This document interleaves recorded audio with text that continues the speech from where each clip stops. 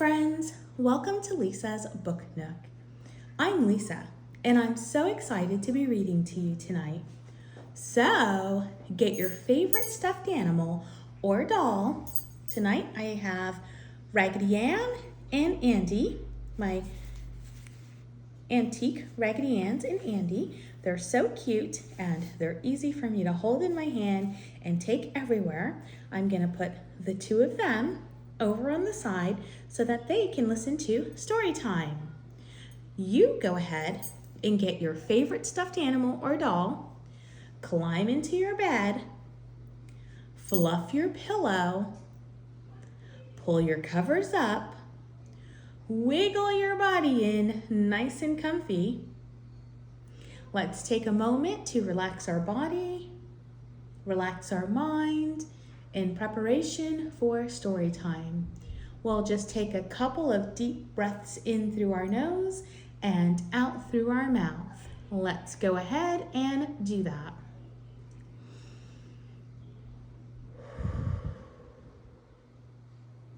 Let's go ahead and take another deep breath in through our nose and slowly exhale out through our mouth.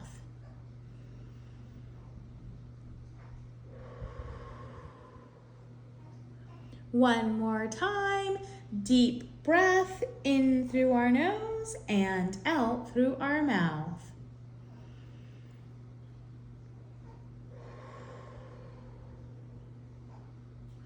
Now, let's travel to the faraway land of make-believe. Tonight's book is The Ghosts in Dobbs' Diner by Robert Alley. Now, what drew me to this book is the fact that it is old. Miss Lisa likes old things. I also like new things, but I love old, vintage, or antique things.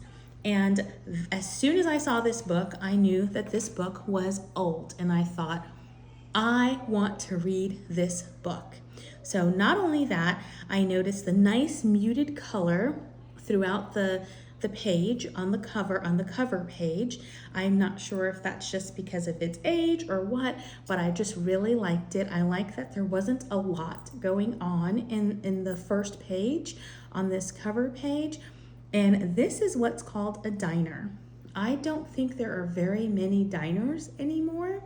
I know about 10 years ago, I went to Denny's that was in the shape of a diner. I think, if I'm correct, I think that was in San Antonio. I would assume it's still there because it was a really funky type place, but that was a replica. But diners used to be like restaurants, and they would look exactly like this. They were in the shape of almost like, I would say, a little caboose, like a train caboose or something like that, or it almost looks like a little trailer. And they have these windows, and by each window would be a table, and there would be booths, and you could sit and you could eat. Many years ago, there used to be one in Hollywood, Florida.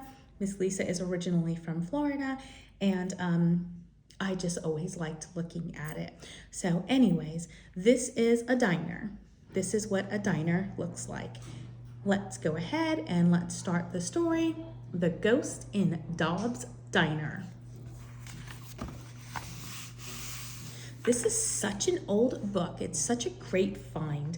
I love finding these old books. I love finding, reading the literature from that time, the creativity, the illustrations. I love to even see how they've changed over time, writing styles and illustrations and all of that. So I hope I have that straight enough. I'm gonna try my best here.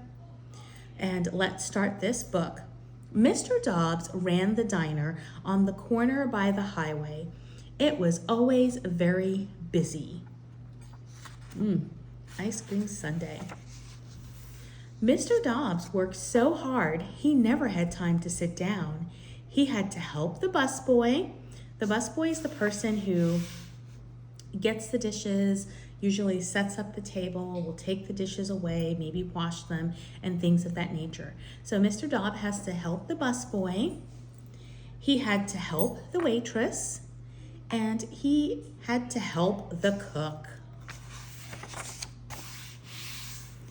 One day, right in the middle of lunch, the cook ran out of pickles.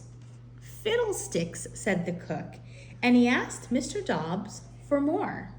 So he's run out of pickles, and he needs Mr. Dobbs to get him more pickles. Way in the back of the closet, Mr. Dobbs found an old dusty green bottle. He thought it was a pickle jar. He unscrewed the top.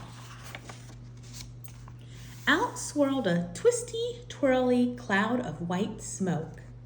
It fluttered around for a minute, then introduced itself. "Samuel Sheets, ghost and world traveler," it said. "Pleased to meet you." "Oh my," was all Mr. Dobbs could say. So out came a ghost out of that bottle, and the ghost's name is Samuel Sheets. When Samuel Sheets saw he was in Dobbs' diner, he was very happy. He had always wanted to work in a diner. He got started right away. He mopped the floors for the busboy. He's mopping the floors. He helped the waitress with her heavy trays. He's serving people. These people, they don't look that happy. Let's see what's gonna happen. He even helped the cook with his soup. He's making some soup, but the cook doesn't really look very thankful. Soon everyone in Dobbs' diner was hiding. "We're not working in a diner with a ghost," shouted the busboy, the waitress, and the cook. "Bottle him up again." Mr. Dobbs seems kind of shocked. I'm actually shocked because Samuel Sheets was such a great help, but everybody does not seem to think so. They don't want to work with a ghost. Mr. Dobbs would not do that. He likes Samuel Sheets. Once you get to know him, you'll like him too. "He can even cook," said Mr. Dobbs. But no one listened. "We quit," they shouted. They'd rather quit than work with a ghost. Samuel Sheets was very hurt. He wanted to pop himself back into his bottle. "Don't be silly. We have to make supper," said Mr. Dobbs. And he shooed Samuel Sheets into the kitchen. He's basically saying, hey, we gotta still go on. Work must be done. But when supper was ready, no one came. They're just there in the diner by themselves. Dobbs' diner.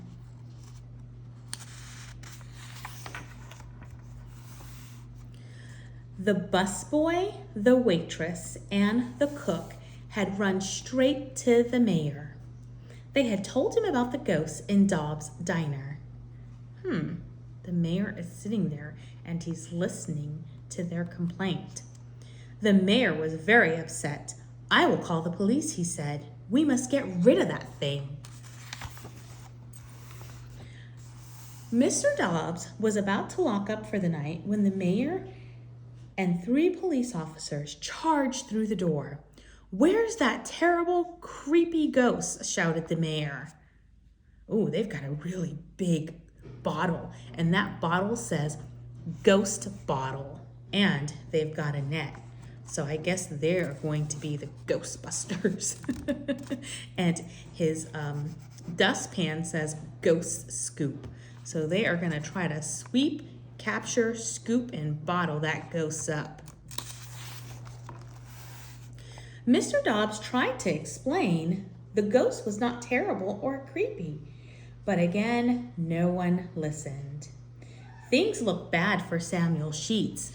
There he is hiding, and they are looking for him. She has her magnifying glass out. She has her net.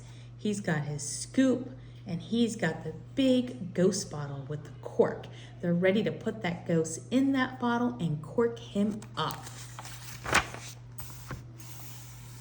Then Mr. Dobbs had an idea. He knew that the mayor loved good food. So he offered the mayor the supper that Samuel Sheets had cooked.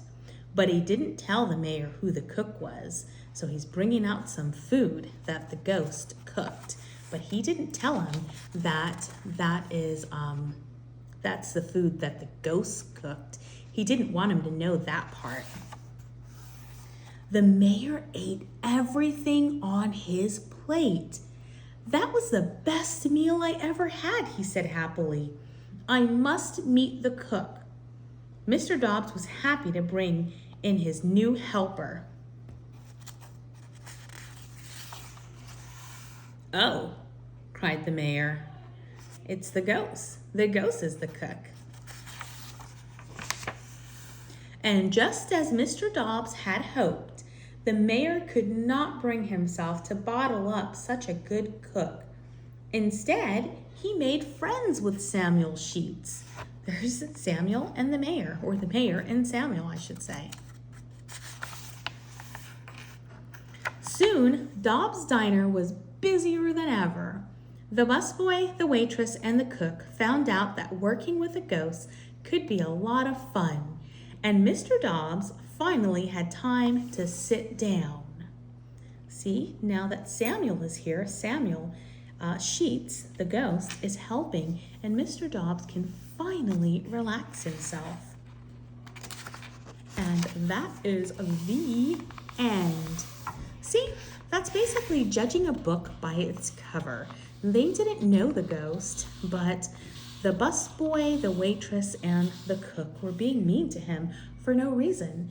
But once they had an opportunity to get to know him, they realized, hey, there's nothing to worry about. He's a good person. Not only was he a good person, but he was a good help and a good cook. And they all ended up finding that out. And it worked out in the end because Mr. Dobbs was able to finally get a little bit of rest and relaxation. That was such a good story. I'm really glad I picked up that book. So let's go ahead. Let's relax our body in preparation for bed. And if you're not going to sleep at this moment, let's just go ahead and relax our body, give it a quick reset in preparation for whatever your next activity might be. Tonight we'll just do our breathing exercises and then we will go to bed. Let's go ahead, let's relax your shoulders, relax your legs. Let's go ahead and take a deep breath in through our nose and out through our mouth.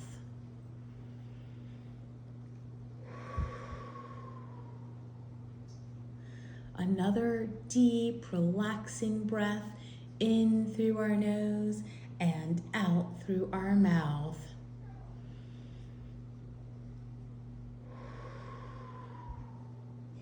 One more time, big relaxing breaths in through our nose and out through our mouth.